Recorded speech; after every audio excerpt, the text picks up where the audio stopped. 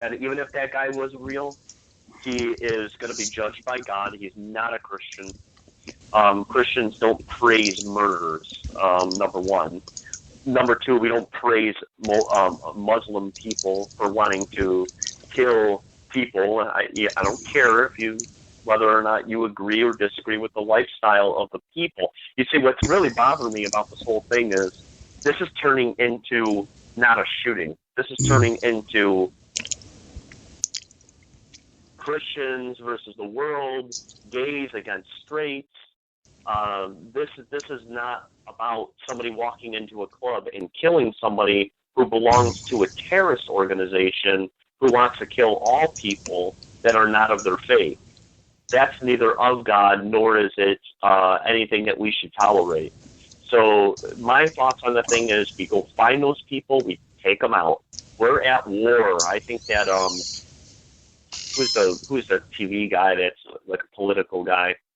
He's one of those guys. He made a really great point. He goes, look, this is not a tragedy in the sense that like a train derailing and killing many people. This is a war. This is a tragedy of war.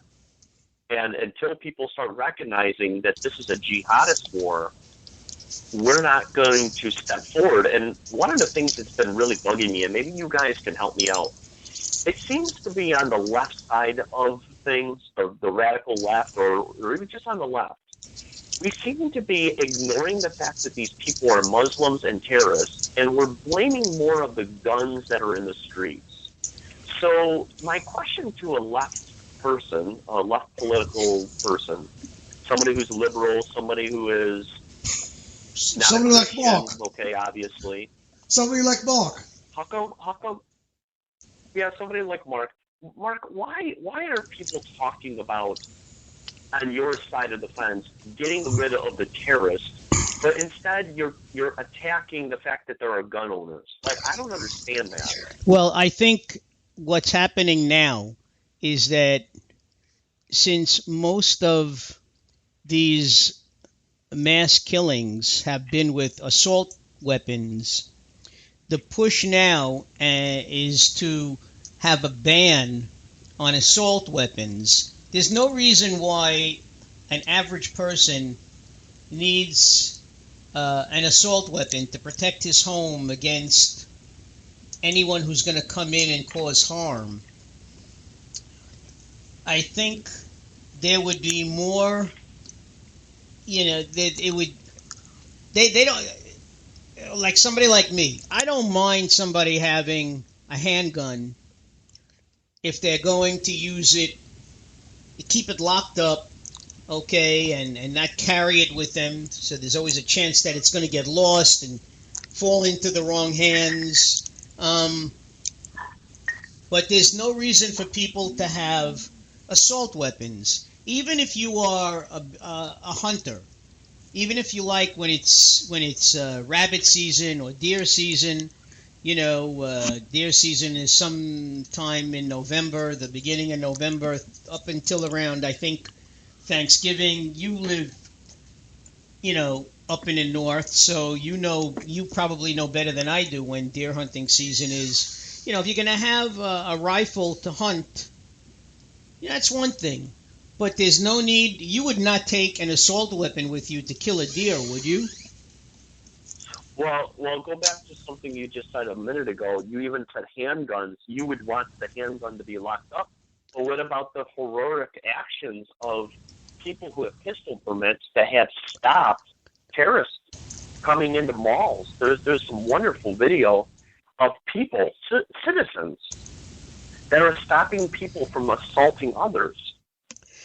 Well, if we put handguns away and we say, okay, we're going to ignore those handguns, they're too dangerous, we're going to lock them up, and then when you want to use them in your home for self-defense, go for it. But you should never, never have a pistol on you because, that's too dangerous. Well, my thought on the whole thing, Mark, is... I would be very intimidated by somebody that has an open carry, all right, and they're wearing a sidearm on their hip. Okay, to me, I a lot of the old westerns. I like Wanted Dead or Alive and Have Gun Will Travel. Cheyenne. And back then it was important. Everybody had a sidearm. Okay, but in this day and age, I don't think that people should openly carry. I would feel intimidated if I saw somebody with, a multi-round Glock, whatever it is, like my son uses for the police department, strapped to their hip. Okay, or especially when they wear it when they go into a bar and they're going to be doing some drinking.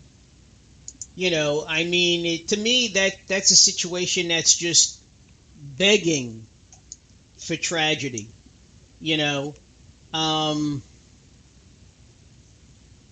But look, if you will, at Newtown.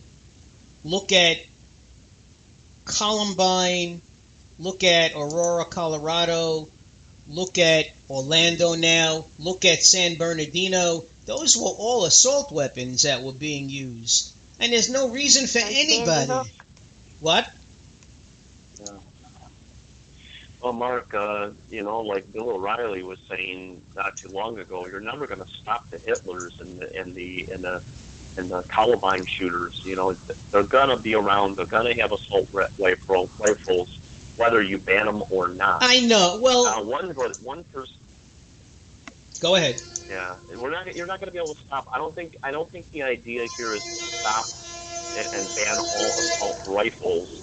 What we need to do is we need to do a better job. If, for instance, what made me real mad about the situation is this particular fellow who went into the gay club to shoot all those people.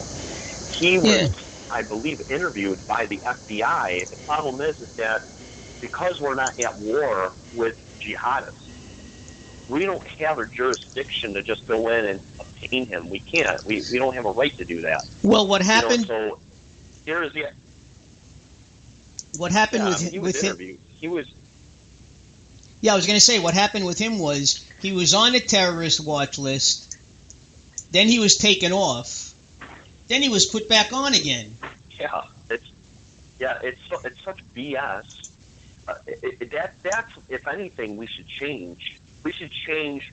We need to go to war with these people who are in our homeland attacking us. Didn't I say that in the beginning of the show?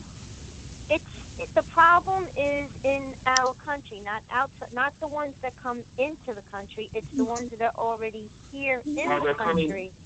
That's right, Lisa, but they're coming from everywhere. Okay, they're born and raised here. By blood. He was born here in the United States. But he was correct. But it's the recruitment. Isn't it true that it was his wife who bought the gun? No, I hear that? That it was his wife that bought the gun? No, she bought bullets or something. She went with him for one of the purchases.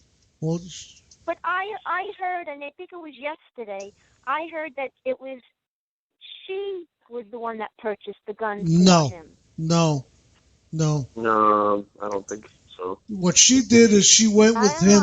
She went with him. She went with him to one of the places where he wanted to buy bullets, and that was it.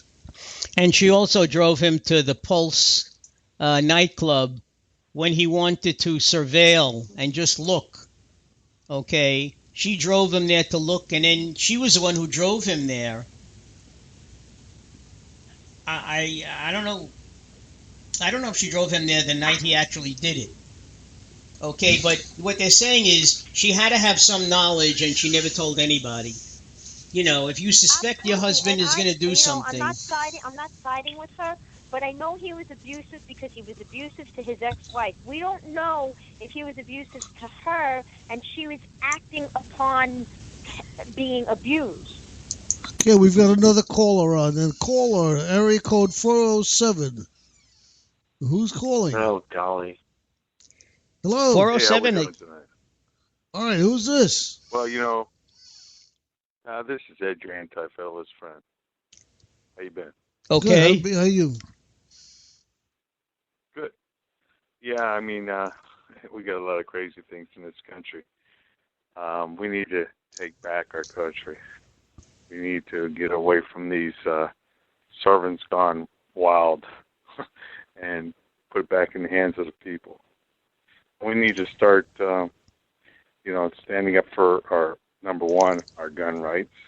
Number two, Yes. get rid of the gun-free zones. And there's a lot of people starting to talk about that. I've been talking about it for years. Bush and Biden created it. Biden was the main man in the Senate at the time, and Bush the elder. That was in 1990. Took effect in 1991. It's called the gun-free zone. Well, 96% of the Americans that died from mass murderers were, believe it or not, gun-free zones, including the one in Orlando, because they don't allow people to carry guns in there. If we went back to John Wayne carry, I think he'd walk in there, and if we had a John Wayne lookalike standing at the bar with his holsters on, we'd never even gone in there. Then he wait 3 hours while people bleed out. It's crazy. I just live north of Orlando, and I've seen the stuff that's going on there. It's crazy what they're doing to us, but they're making it believe that it's gun owners' fault when it's not the gun owners' fault. It's the politicians' bad laws that cause all these mass murders. Well, definitely has nothing to do with gun owners. Now, as far as bringing, a gun into a bar, I mean, it's not a good idea. A bar and liquor just don't mix. Guns and liquor don't mix. States, and if you got a concealed carry permit, you should be able to bring it into a bar. And you condone him drinking? If you want to drink, drink. Just don't hurt anybody else. And you hurt somebody else, and that's why we step in. But we have, as American citizens, we have the right to protect ourselves. And that's wherever we go, we have a right to protect ourselves, including a bar. Yeah, I just don't think that liquor and guns go that well together. That's all. I'm for John Wayne carry. And if you watch John Wayne and you said, wait, you got to call before, he would look at you and say, I ain't going to hit you. I ain't going to hit you. Damn right I'm going to hit you. And he did. It's his God-given right to protect himself. That is. You can't take rights away. And gun-free zones are the cause of mass murders. They're looking for soft targets. Get rid of the soft targets. Well, I know that's what they said in comparing, let's say, the United States to France. They said France has one of the strictest gun control laws in the country. Nobody's allowed to carry a gun, yet you had 240 some odd people killed about 6 months ago or something. That's what he's saying. If they had guns, maybe these people wouldn't be dead. Somebody would be dead.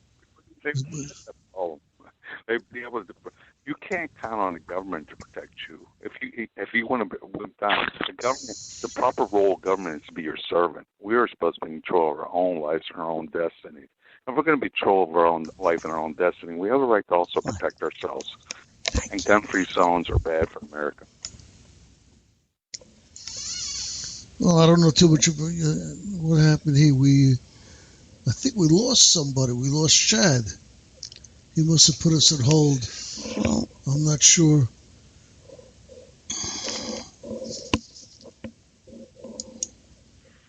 So you live near... There we go. I'm here. Are you back? Okay. Yeah, I accidentally hung up, guys, so I apologize. That's okay. Well, what was the name of the gentleman that just called now? This is Ed, your anti-federalist friend.